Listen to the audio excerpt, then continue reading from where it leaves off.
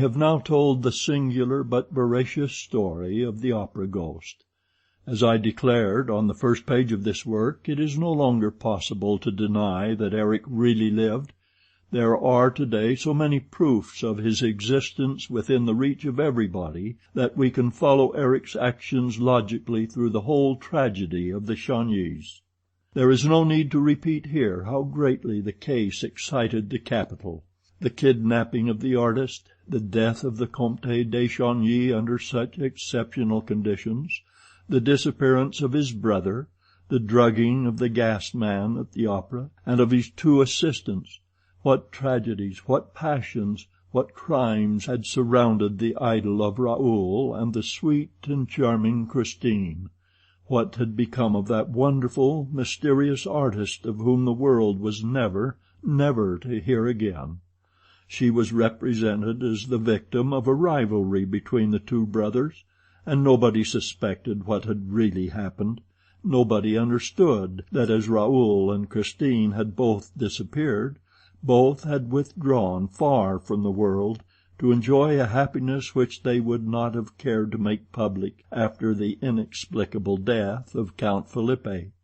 They took the train one day from the northern railway station of the world.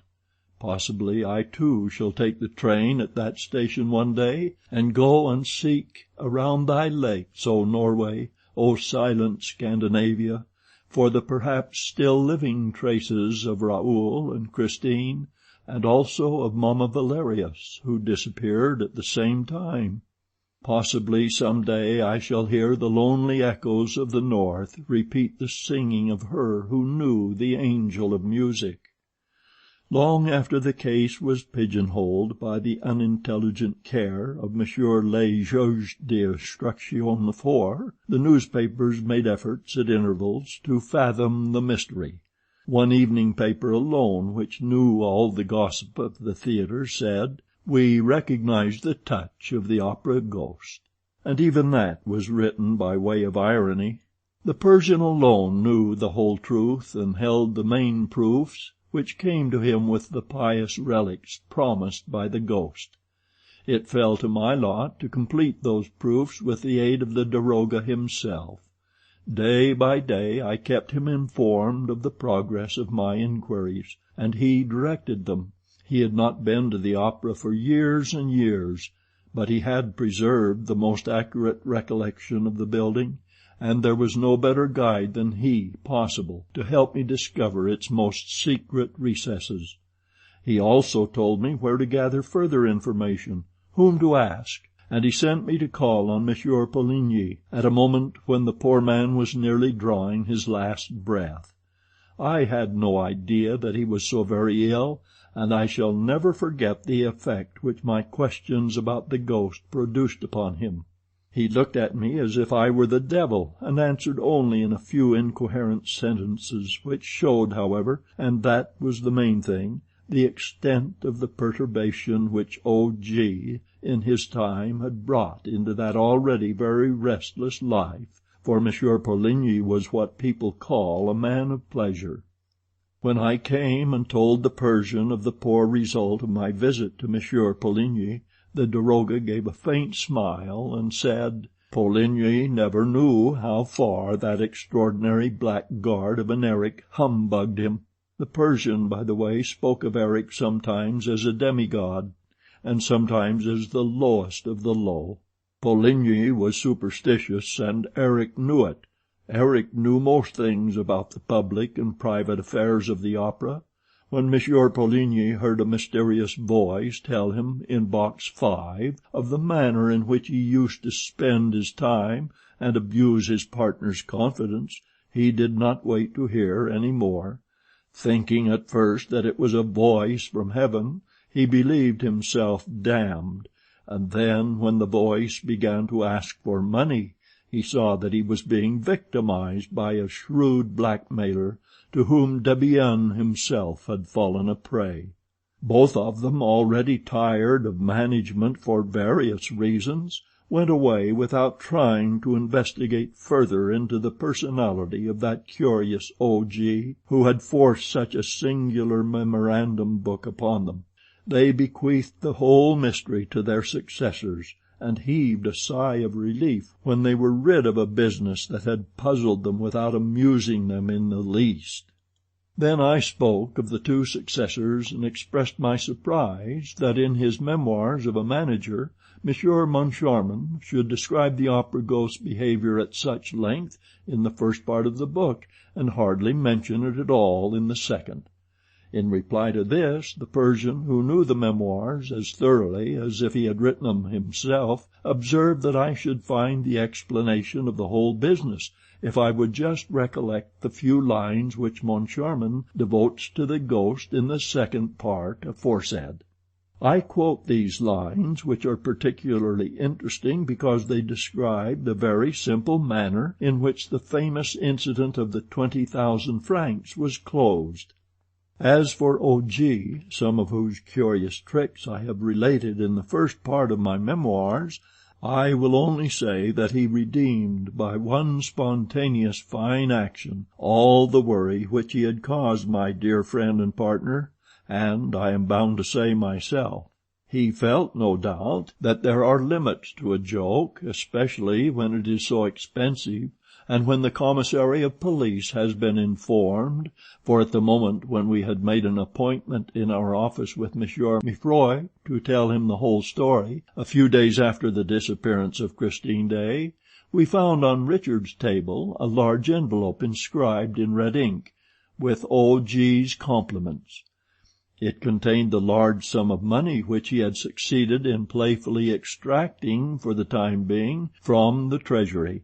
Richard was at once of the opinion that we must be content with that and drop the business.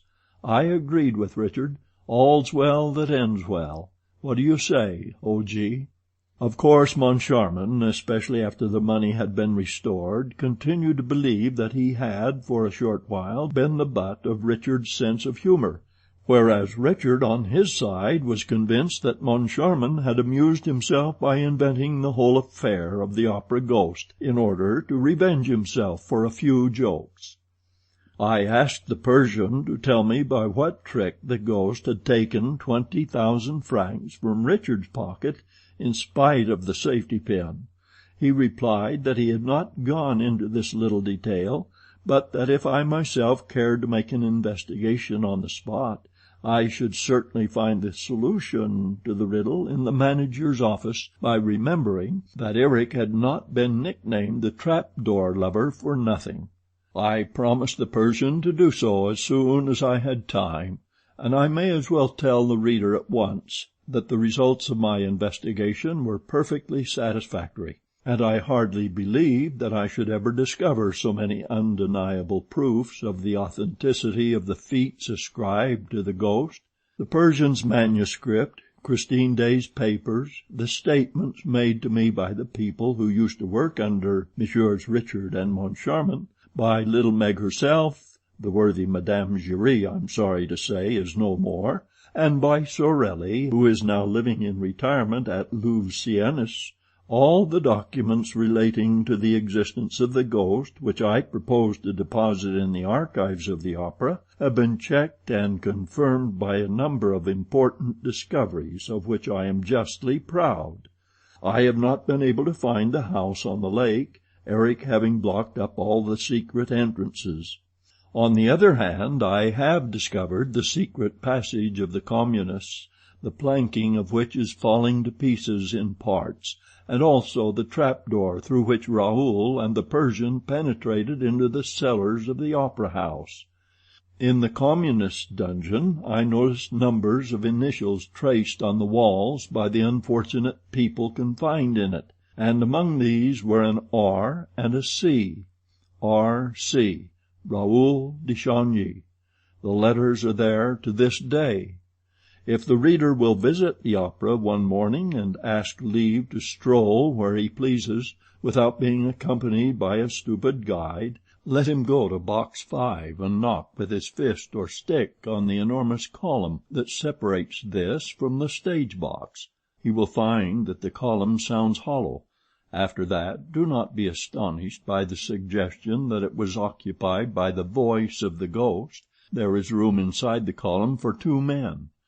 If you are surprised that, when the various incidents occurred, no one turned round to look at the column, you must remember that it presented the appearance of solid marble, and that the voice contained in it seemed rather to come from the opposite side, for, as we have seen, the ghost was an expert ventriloquist. The column was elaborately carved and decorated with the sculptor's chisel, and I do not despair of one day discovering the ornament that could be raised or lowered at will, so as to admit of the ghost's mysterious correspondence with Madame Giry and of his generosity. However, all these discoveries are nothing, to my mind, compared with that which I was able to make in the presence of the acting manager in the manager's office, within a couple of inches from the desk-chair, and which consisted of a trap-door, the width of a board in the flooring and the length of a man's forearm, and no longer, a trap-door that falls back like the lid of a box, a trap-door through which I can see a hand come and dexterously fumble at the pocket of a swallow-tail coat.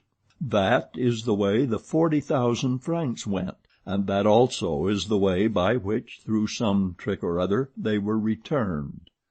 Speaking about this to the Persian, I said, so we may take it, as the 40,000 francs were returned, that Erik was simply amusing himself with that memorandum book of his. "Don't you believe it," he replied. "Erik wanted money." Thinking himself without the pale of humanity, he was restrained by no scruples, and he employed his extraordinary gifts of dexterity and imagination, which he had received by way of compensation for his extraordinary ugliness, to prey upon his fellow men. His reason for restoring the 40,000 francs of his own accord was that he no longer wanted it. He had relinquished his marriage with Christine Daae. He had relinquished everything above the surface of the earth. According to the Persian's account, Erik was born in a small town not far from Rouen. He was the son of a master mason. He ran away at an early age from his father's house, where his ugliness was a subject of horror and terror to his parents. For a time he frequented the fairs, where a showman exhibited him as the living corpse. He seems to have crossed the whole of Europe from fair to fair, and to have completed his strange education as an artist and magician at the very fountainhead of art and magic, among the gipsies. A period of Erik's life remained quite obscure. He was seen at the fair of Nijni Novgorod, where he displayed himself in all his hideous glory. He already sang as nobody on this earth had ever sung before. He practiced ventriloquism, and gave displays of legerdemain so extraordinary that the caravans returning to Asia talked about it during the whole length of their journey. In this way his reputation penetrated the walls of the palace at Mazenderan, where the little sultana, the favorite of the Shah-in-Shah, was boring herself to death. A dealer in furs, returning to Samarkand from Nijni Novgorod, told of the marvels which he had seen performed in Erik's tent. The trader was summoned to the palace, and the daroga of Mazenderan was told to question him.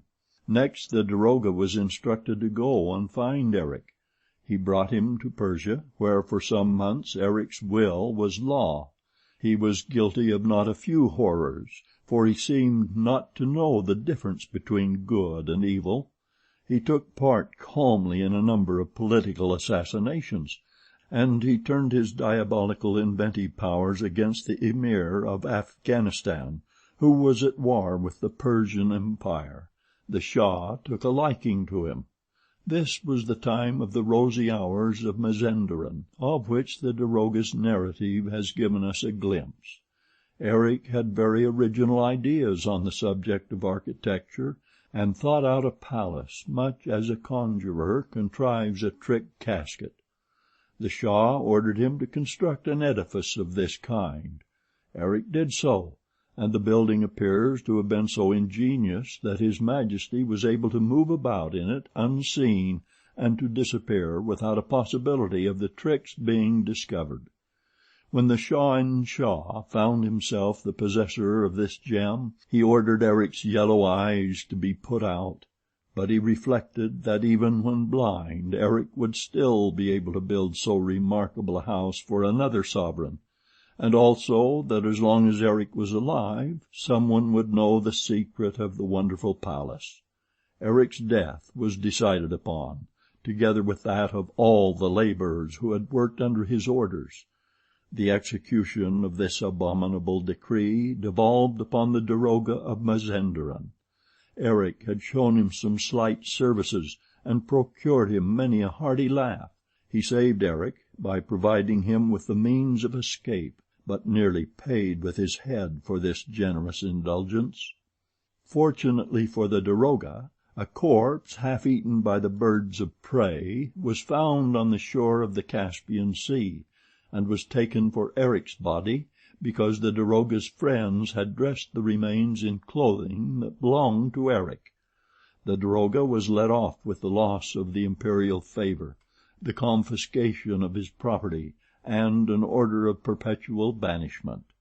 As a member of the royal house, however, he continued to receive a monthly pension of a few hundred francs from the Persian treasury, and on this he came to live in Paris. As for Erik, he went to Asia Minor, and thence to Constantinople, where he entered the Sultan's employment. In explanation of the services which he was able to render a monarch haunted by perpetual terrors, I need only say that it was Erik who constructed all the famous trap-doors and secret chambers and mysterious strong boxes which were found at Yildiz Kiosk after the last Turkish revolution. He also invented those automata, dressed like the Sultan and resembling the Sultan in all respects, which made people believe that the commander of the faithful was awake at one place when in reality he was asleep elsewhere. Of course he had to leave the Sultan's service for the same reasons that made him fly from Persia. He knew too much. Then, tired of his adventurous, formidable, and monstrous life, he longed to be someone like everybody else, and he became a contractor, like an ordinary contractor, building ordinary houses with ordinary bricks. He tendered for part of the foundations in the opera. His estimate was accepted. When he found himself in the cellars of the enormous playhouse, his artistic, fantastic, wizard nature resumed the upper hand. Besides, was he not as ugly as ever? He dreamed of creating for his own use a dwelling unknown to the rest of the earth, where he could hide from men's eyes for all time.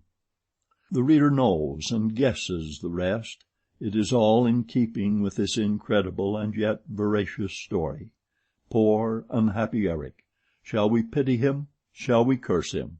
He asked only to be someone, like everybody else.